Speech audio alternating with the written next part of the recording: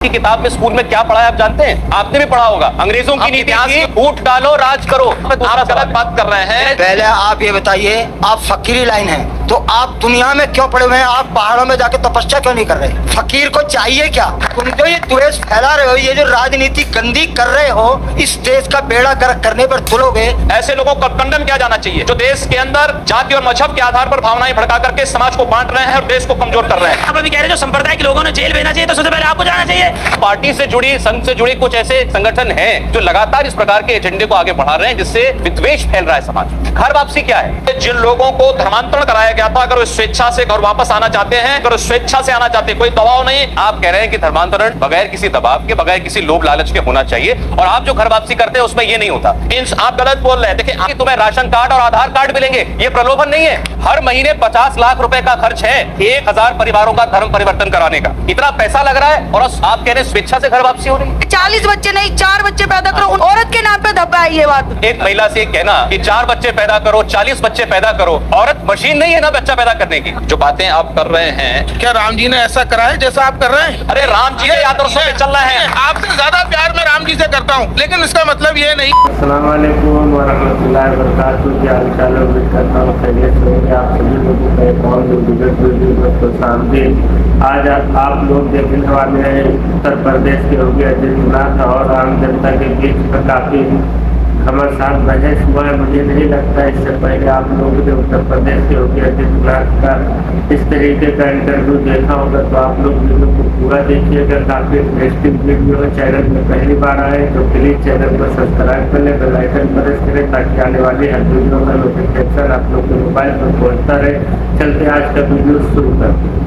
चलो भाई, योगी जी बहुत, मोदी जी तो बात कर रहे हैं मेक इन इंडिया की, डिजिटल इंडिया की, वो बात कर रहे हैं भारत को सुपर पावर बनाने की, गरीबी हटाने की, लेकिन उनके किए कराए पर पानी फेरने के लिए बहुत से लोग हैं, और माफी चाहता हूं उसमें नाम आपका भी लिया जाता है। मैं एक बात नहीं समझ पाता हूं कि भारत की राजनीति में राष्ट्रवाद की बात करना विकास के एजेंडे में कहां से बाधक है? क्या मेरे पास वो कुछ बयान है, मैं वो सुनाना चाहता हूं और फिर आपसे पूछूंगा कि इसमें राष्ट्रीयता कहां है? जैसे आप राष्ट्रवाद कह रहे हैं, ये कौन से राष्ट्रवाद का प्रतीक है? जरा वो बयान देख लें। जो हरिद्वार की पहचान है, इसकी पवित्रता को बनाए रखने का दायित्व हम सबका है, और यहाँ पर गैर हिंदुओं का प्रवेश पूरी तरह बंद होना चाहिए। इस बात को ध्यान उससे किया जाना चाहिए, सुरक्षा की दृष्टि से भी, पवित्रता की दृष्टि से भी। ये एक पहला उदाहरण है, आप ही का बयान था, इसके बाद और है। चलिए पहले इसी की बात कर लेते हैं। कोई हिंदू श्रद्धालु पूरी दुनिया के अंदर का आता है, वहां पर वह जूता चप्पल पहन करके नहीं जाता है, वहां की पवित्रता का ख्याल रखता है। लेकिन कोई विधर्मी आकर के वहां अंडा बेचने का कार्य करेगा, अंडा लेकर के जाएगा, चमड़े के जूते लेके जाएगा। इस प्रकार की बचकाना बातें किसी के गले नहीं उतरती, लोग मजाक उड़ाते हैं। आस्थाएं आहत होंगी। अगर इस देश के अंदर अन्य आस्थाओं का सम्मान है तो हिंदू आस्था का भी सम्मान होना चाहिए। इतिहास की किताब में स्कूल में क्या पढ़ा है आप जानते हैं? आपने भी पढ़ा होगा। अंग्रेजों की नीति थी, वोट डालो राज करो, वोट डालो राज करो, और आप राजनीति का हवाला दे रहे हो। नीति पर नहीं, मेरे दूसरा सवाल है, चलिए इसमें आप गलत बात कर रहे हैं। इसमें दूसरा सवाल वोट डालो राजनीति की नहीं, ये हिंदू आस्था का सम्मान है, उसी पर आ रहा हूँ योगी जी, मैं उसी पर आ रहा हूँ। योगी जी, जब आप जैसा नेता जो कि पार्लियामेंट में नुमाइंदगी करता है, जब वो ऐसी बात कहता है तो लोगों को लगता है कि ये समाज में विद्वेष फैलाने वाला बयान है। 4 बीवी 40 बच्चे, मैं कहता हूँ 4 बीवी 40 बच्चे हिंदुस्तान में नहीं चलेंगे, नहीं चलेंगे, नहीं चलेंगे। बड़ा साफ है कि वो किसके लिए कहना चाह रहे थे। जब नाम किसी का नहीं लिया है तो आप इस बात को किसी के साथ जोड़ के क्यों देख रहे हैं? दूसरी बात ये कि देश के विकास के लिए इस देश के अंदर एक समान जनसंख्या नियंत्रण का कानून देश के प्रत्येक व्यक्ति पर लागू होना चाहिए। हमारा अगर विकास का एजेंडा है तो देश के विकास के लिए होना चाहिए, समाज के विकास के लिए होना चाहिए, न कि परिवार की जनसंख्या बढ़ाने में हमारे अपने विकास के एजेंडे को लागू करना चाहिए। अपनी ताकत हम देश के विकास में लगाएं, न कि परिवार में संख्या बढ़ाने में लगाएं। जो कहते हैं कि हिंदुओं को भी 40 बच्चे पैदा करने चाहिए। हम लोगों ने अपने भाषण में सारी बातें कही हैं और बराबर कहते हैं। जनता को आप मूर्ख समझना बंद कर दीजिए। पहले आप ये बताइए, आप फकीरी लाइन है तो आप दुनिया में क्यों पड़े हुए हैं? आप पहाड़ों में जाके तपस्या क्यों नहीं कर रहे? फकीर को चाहिए क्या? कौमी पक्ष चाहिए। फकीर को चाहिए कि बुलंदी पर पहुंचना और अपने खुदा से मिलना, उससे ताल्लुकात जोड़ना है। तुम जो ये द्वेष फैला रहे हो, ये जो राजनीति गंदी कर रहे हो, इस देश का बेड़ा गर्क करने पर तुलोगे। इस सज्जन को क्या तकलीफ है भाई? क्या तकलीफ है इनको? नहीं, अभी मेरे 2-3 सवाल होंगे। भले ही मैं जवाब ले लीजिए, जवाब ले लीजिए। मुझे लगता है इनको भारत के सन्यास का मतलब ही नहीं पता है अभी तक। इस देश के अंदर ऋषि परंपरा राष्ट्रीयता के लिए समर्पित रही है और हम भी भारत की राष्ट्रीयता को समर्पित होकर के राजनीति को एक मंच बना करके कार्य कर रहे हैं, जहां पर भारतीय राष्ट्रीयता का गला दबाने का कार्य हो रहा है। उन गला दबाने वालों को दरकिनार करने के लिए उस मंच के रूप में हम लोगों ने इस राजनीति को स्वीकार किया है। कि जिस तरीके से मोदी सरकार में सलमान खान जैसे व्यक्ति ने एक व्यक्ति को, गरीब व्यक्ति को कुचल दिया शराब पीकर, तो उसको बेल मिल जाती है। लेकिन इस बार मोदी सरकार का बस नहीं है, क्योंकि भारत की न्यायपालिका स्वतंत्र है। मेरा नाम डॉक्टर अहमद खान है। आदित्य जी, आप वैसे तो बहुत भोले हो और बहुत चेहरा भी आपका ऐसा लगता है कि वो आगे बहुत मासूम हो। ये झूठ है, झूठ है, झूठ है। लेकिन आप जब भी बात करते हो, आप करते हो कश्मीर की बात करते हो, आप करते हो पाकिस्तान से हम मुसलमानों की बात करते हो कि बाहर भेजो। आपका अगर ये एजेंडा में है कि मुसलमान इस देश से चले जाए, तो बताओ कहाँ जाए, भेजो उन्हें, कहाँ भेजना है। अगर आपका यही है, भाई आप तो योगी हो, आप तो कम से कम उनको आशीर्वाद दो। सारे देश के लिए सब फूल है आपके बराबर, आपके लिए। मैंने ये तो नहीं कहा कि मुसलमानों को पाकिस्तान भेज दीजिए। मैंने ये कहा भारत के प्रत्येक नागरिक को सुरक्षा प्रदान करना सरकार की जिम्मेदारी है और भारत की मोदी सरकार इस कार्य का निर्वहन कर रही है। लेकिन आपसे मैं पूछना चाहता हूं, कश्मीर में हिंदुओं के साथ जो कुछ हुआ, क्या कभी आप लोगों ने निंदा किया?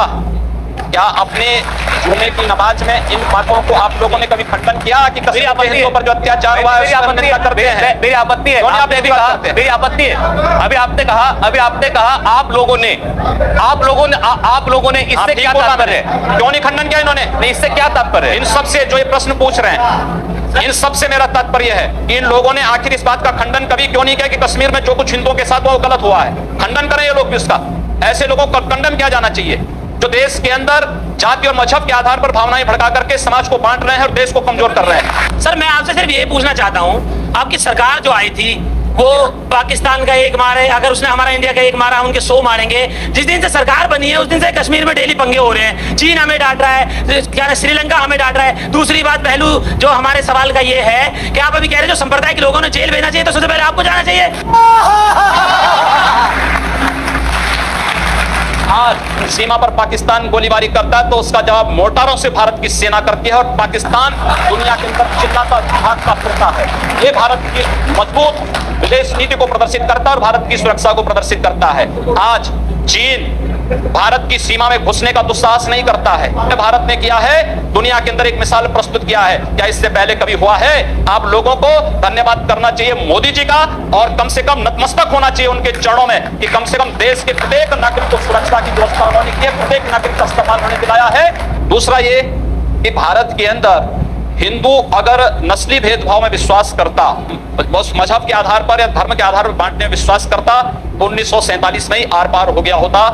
हिंदू से बड़ा सहिष्णु कोई नहीं। और हिंदुस्तान में अगर सेकुलरिज्म जिंदा है तो इसलिए क्योंकि हिंदू बाहुल्य भारत है, बहुसंख्यक यहाँ का हिंदू है, इसलिए है। पार्टी से जुड़ी, संघ से जुड़ी कुछ ऐसे संगठन हैं जो लगातार इस प्रकार के एजेंडे को आगे बढ़ा रहे हैं जिससे विद्वेष फैल रहा है समाज में कि भारत के अंदर अल्पसंख्यक और बहुसंख्यक के आधार पर हमने नहीं बांटा है, ये किसने बांटा है?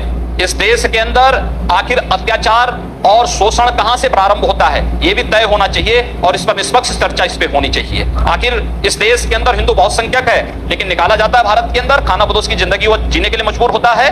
दुनिया के अंदर आश्चर्य होता है इस बात को लेकर के। घर वापसी क्या है? जोर जबरदस्ती से जिन लोगों को धर्मांतरण कराया गया था, अगर वो स्वेच्छा से घर वापस आना चाहते हैं, या घर वापसी है, धर्मांतरण नहीं, अगर स्वेच्छा से आना चाहते हैं, कोई दबाव नहीं, कोई लोभ लालच नहीं, लेकिन धर्मांतरण में छल है, छद्म है, धोखा है। आप क्रोनोलॉजी समझ लीजिए। अच्छा, आप कह रहे हैं कि धर्मांतरण बगैर किसी दबाव के, बगैर किसी लोभ लालच के होना चाहिए और आप जो घर वापसी करते हैं उसमें ये नहीं होता।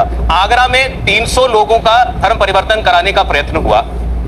आप गलत बोल रहे हैं। देखिए, आगरा में कोई भी किसी प्रकार का कोई धर्मांतरण ना हम लोगों के संगठन ने किया था, ना हम लोगों की किसी संस्था का उसमें कोई योगदान था। अब आप बड़ी आसानी से बच के निकलना चाह रहे हैं। मामला समाप्त आसानी से नहीं। आगरा के 300 लोग थे जो कि नमाजी टोपी बांधे हुए वहां पर बैठे हुए थे और हवन हो रहा था, टीका लगा हुआ था। उसके बाद ये कहा गया कि इनका धर्म परिवर्तन कराया जा रहा था और ये स्वेच्छा से कराया जा रहा था। अगले दिन वो क्या बयान देते हैं? धर्म परिवर्तन नहीं, वो घर वापसी चाहते थे। घर वापसी चाहते थे। उन्होंने घर वापसी कहते हैं, लोग धर्म परिवर्तन कहते हैं। उन्होंने स्वयं मंदिर भी बनाया वहां पे। उन्होंने अगले दिन ये कहा कि हमें तो ये कहा गया था कि तुम्हें राशन कार्ड और आधार कार्ड मिलेंगे। ये प्रलोभन नहीं है।